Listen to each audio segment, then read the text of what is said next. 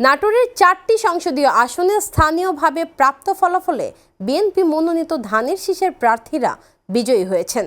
বিজয়ীরা হলেন নাটোর 1 আসনে ব্যারিস্টার ফারজানা শারমিন পুতুল, নাটোর 2 আসনে অ্যাডভোকেট এম রুহুল কুদ্দুস তালুকদার দুলু, নাটোর 3 আসনে অধ্যক্ষ আনোয়ারুল ইসলাম আনু ও নাটোর 4 আসনে আব্দুল আজিজ। ভিম লিকুইড এখন মাত্র 50 টাকা, তেল চর্বি পরিষ্কার করে এক ধোয়াতে। এর মধ্যে নাটোর 1 আসনে বিএনপির ব্যারিস্টার ফারজানা শারমিন পুতুল পেয়েছেন 1,02,419 ভোট। তার নিকটতম প্রতিদ্বন্দ্বী জামায়াতের আবুল কালাম আজাদ পেয়েছেন 89,419 ভোট।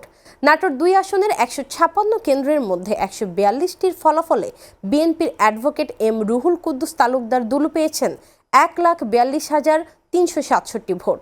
তার নিকটতম প্রতিদ্বন্দ্বী জামায়াতের অধ্যাপক মোহাম্মদ ইউনুস আলী পেয়েছেন 1,22,739 ভোট। নাটোর 3 আসনে বিএনপির অধ্যক্ষ আনোয়ারুল ইসলাম আনু পেয়েছেন 1,19,585 ভোট। তার নিকটতম প্রতিদ্বন্দ্বী বিএনপির বিদ্রোহী দাউদার মাহমুদ পেয়েছেন 65,309 ভোট। নাটোর 4 আসনে বিএনপির আব্দুল আজিজ পেয়েছেন 1,71,471 ভোট। তার নিকটতম প্রতিদ্বন্দ্বী জামায়াতের আব্দুল হাকিম পেয়েছেন 1,35,077 ভোট।